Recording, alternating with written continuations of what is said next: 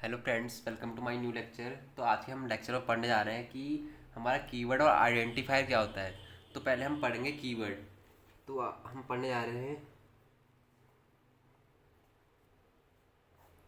Keyword. तो हमारे keyword क्या होते हैं? तो जो हमारे कीवर्ड होते हैं, keywords are the predefined word. आपको इस प्री डिफाइन से ही मीनिंग साफ साफ समझ आ रहा होगा कि जो हमारे कीवर्ड होते हैं वो पहले से ही डिफाइन होते हैं। यानी हम इसे क्या क्या लिख सकते हैं? It's mean it is already defined in C language. जो हमारे कीवर्ड होते हैं वो हमारे प्री डिफाइंड वर्ड होते हैं, मतलब ये हमारे पहले से ही डिफाइंड है किसी भी लैंग्वेज के अंदर। तो it mean it is already defined in C language. तो जो हमारे सी लैंग्वेज है उसमें टोटल हमारे 32 कीवर्ड होते हैं जो पहले से ही डिफाइंड रहते हैं। इसका मतलब कि जो हमारा कंपाइलर है उन्हें इसका मतलब पता है कि जो हमारी ये कीवर्ड है इसकी एक फिक्स मीनिंग होती है। यानी हम ये भी लिख सकते हैं कि it has fix meaning. We can't change this meaning. इसका जो मीनिंग है वो फिक्स है हमारे सी लैंग्वेज में। यानी किसी भी लैंग्वेज जो कीवर्ड होते हैं उनका मीनिंग फिक्स होता है कि उनका क्या काम है। वो हमारा कंपाइलर पहले से ही जानता है कि उनका क्या काम है। तो उनका यूज़ हम कभी वेरिएबल नेमिंग में नहीं कर सकते। यानी जो भी कीवर्ड होते हैं उनका यूज़ हम कभी वेरिएबल नेमिंग में नहीं कर सकते। जब भी हम किसी वेरिएबल को नाम दे रहे हैं तो हम उसमें कीवर्ड का यूज़ नहीं करेंगे। ठीक है। तो अब मैंने क्या लिखा? It has fix meaning, we can't change this meaning. तो इट इज़ रिजर्व वर्ड। ये क्या होता है? ये हमारे रिजर्व वर्ड होते हैं। And it is written always small case letter. तो जो भी हमारे ये कीवर्ड होते हैं या प्रीडिफाइंड वर्ड होते हैं, सॉरी, प्रीडिफाइंड वर्ड, जो भी हमारे प्रीडिफाइंड वर्ड होते हैं वो हमारे क्या होते हैं? स्मॉल, हमेशा वो स्मॉल केस में लिखा जाता है। यानी जब भी हम कोई कीवर्ड यूज़ कर रहे होंगे तो हम उसे हमेशा स्मॉल केस में लिखेंगे। ठीक हो गया। अब इसके बाद जो हमारे कीवर्ड होंगे, जैसे एग्जांपल मैं दे दूं, हमारे टोटल 32 कीवर्ड होते हैं। तो 32 कीवर्ड में क्या हो गया? उसमें इंट हो गया, फ्लोट हो गया, double, auto, break, continue, goto, char, double, short, ये बहुत सारे ऐड सकते हैं। यानी हमारे टोटल होते हैं 32 कीवर्ड होते हैं इसमें। तो जो आपको ये 32 कीवर्ड याद करने की कोई ज़रूरत नहीं है, क्योंकि जब जब हम आगे प्रोग्राम में बढ़ते जाएंगे तो ये कीवर्ड यूज़ होते रहेंगे। तो आपको इसका मतलब पता चलता जाएगा कि हमारे किस कीवर्ड का क्या यूज़ है, कैसे कैसे काम करता है। तो अभी आपको इन्हें याद करने की कोई ज़रूरत नहीं है, क्योंकि जब भी हम अपना प्रोग्राम में इनका यूज़ करते हैं तो वो ऑटोमेटिक हमें याद हो जाते हैं। अगर हम इन्हें पहले से ही याद करने की कोशिश करते हैं तो ये आपको याद भी नहीं होगी, क्योंकि जो इनका मतलब है वो जब हम प्रोग्राम करेंगे तो उस टाइम पे हमें पता चलता है कि इनका यूज़ हम कैसे कैसे कर सकते हैं या फिर किस तरीके से ये हमारे लिए वर्क करते हैं। तो जो ये सब हमारे कीवर्ड होते हैं ये हमारे क्या होते हैं? प्री डिफाइंड वर्ड होते हैं। इनका मीनिंग फिक्स है हमारे सी लैंग्वेज में या फिर किसी भी लैंग्वेज में इनका मतलब फिक्स होता है। जो भी प्री डिफाइंड वर्ड रहते हैं, हर अलग अलग लैंग्वेज में उनके अलग अलग प्री डिफाइंड वर्ड होते हैं। तो जो हमारी सी लैंग्वेज हमारी टोटल 32 कीवर्ड है, जिसमें से हमारे कीवर्ड ये कुछ डिफाइन किए हुए हैं। तो जी हम मेजरली अभी यूज़ करेंगे इंट, फ्लोट, डबल, कैर, तो अभी हमें कीवर्ड के बारे में इससे ज़्यादा जानने की कोई ज़रूरत नहीं है, क्योंकि इसकी जब भी आप या फिर यूनिवर्सिटी में पढ़ रहे हो, कहीं भी पढ़ रहे हो, तो उसकी खाली इम्पोर्टेंट है, वैसे ये एग्ज़ाम में आ सकता है आपके। और एग्ज़ाम में ये मोस्ट इम्पोर्टेंट है, आइडेंटिफायर। तो मैं आपको अब बताने जा रहा हूँ कि आइडेंटिफायर क्या होते हैं। देखिए,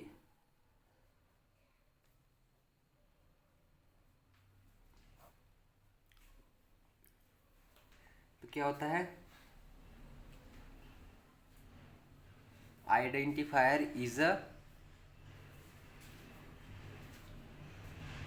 a defined word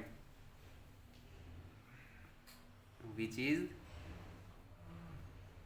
defined by user. तो इसका मतलब है कि जो इसकी आइडेंटिफायर क्या होता है, यूज़र डिफाइंड वर्ड होता है। मतलब जो कोई वर्ड होता है उसे डिफाइन कौन करता है, यूज़र। तो ये सेम क्या हो गया, आइडेंटिफायर की तरह होता है। जैसे इसमें एग्जांपल में देता हूँ, अभी हम क्या करेंगे,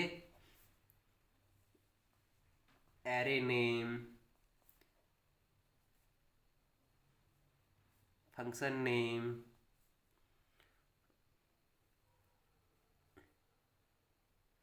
यूनियन नेम,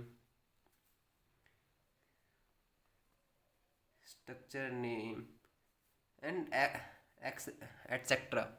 तो जो भी हमारे क्या होते हैं, जब भी हम नेमिंग करते हैं, एरे का नाम, फंक्शन का नाम, यूनियन का नाम, स्ट्रक्चर नेम, कुछ किसी का भी नाम देना होता है, या फिर एज वेल जैसे हमारा वेरिएबल का नाम, तो वो भी ये रूल फॉलो करता है आइडेंटिफायर के। तो क्या,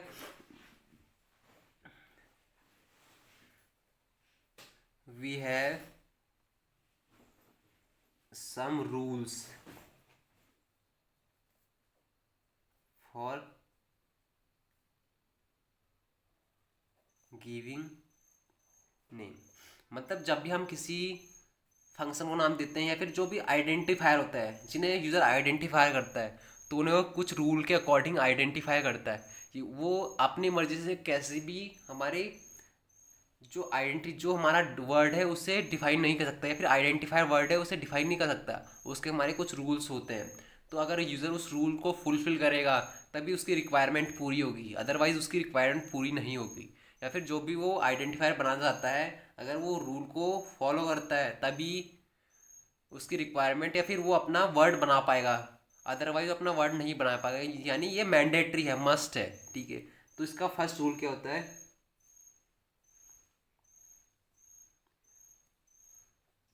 identifier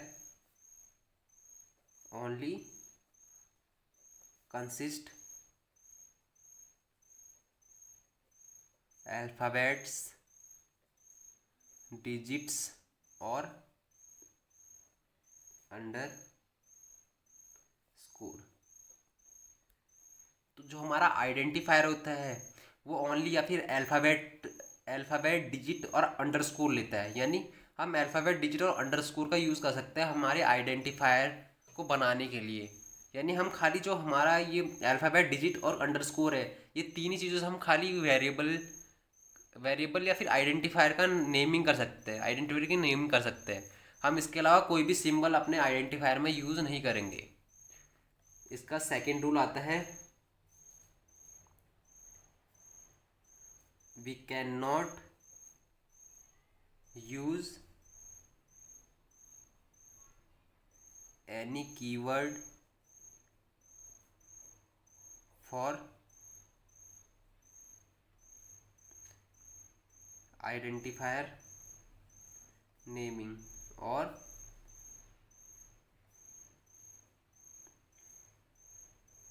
user defined word naming.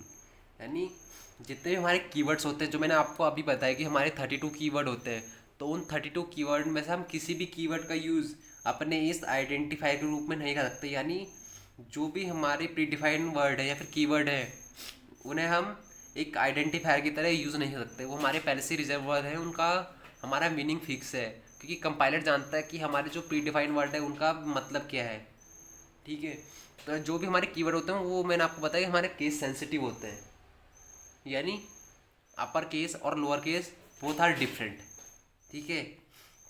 अब जो हमारा आइडेंटिफायर का थर्ड रूल आता है, उसका थर्ड रूल ये है कि identifier must start with alphabet और अंडरस्कोर। यानी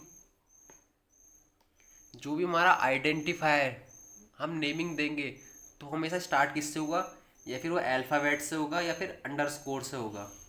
ठीक है, जब हम नेमिंग कर रहे हैं तो वो अल्फ़ाबेट या अंडरस्कोर से होगा। अब इसका चौथा क्या आता है,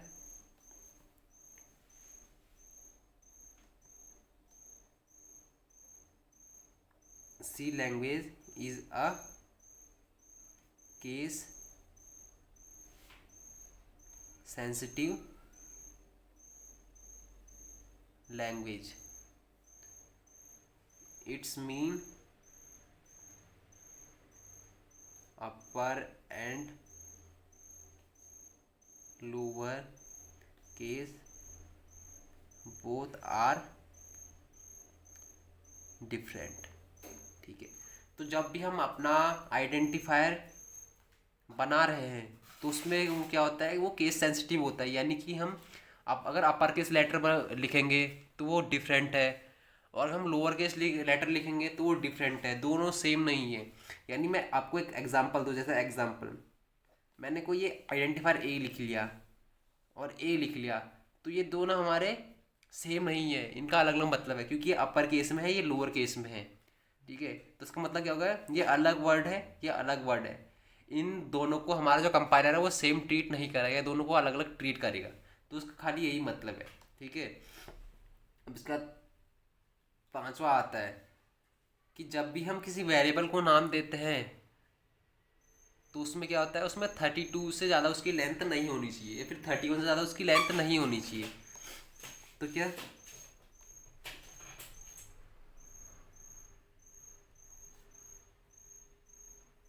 शुड बी मैक्सिमम 32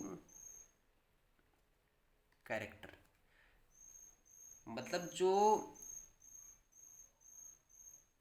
मैक्सिमम, जो हमारा कोई भी आइडेंटिफायर है उसकी लेंथ मैक्सिमम होनी चाहिए। मतलब हम मैक्सिमम 32 लेंथ का कोई भी कीवर्ड ले सकते हैं। तो आज के वीडियो में इतना ही, और तो आगे आने लेक्चर में हम आपको बताएंगे कि हम इनका यूज़ कैसे करते हैं, कैसे कैसे हम वेरिएबल को नेमिंग करते हैं। तो हम आपको बाद में नेक्स्ट लेक्चर में से अपने सिस्टम पर रन करके दिखाएंगे कि हम वेरिएबल को किस किस टाइप से नाम देते हैं, और जब भी हम अपना आइडेंटिफायर को रॉन्ग नेम देते हैं तो हमारा क्या क्या एरर जनरेट होता है। सो तब तक के लिए धन्यवाद, और आगे आने वाली लेक्चर के लिए हमारे वीडियो को लाइक करें, शेयर करें, सब्सक्राइब करें। तब तक के लिए धन्यवाद।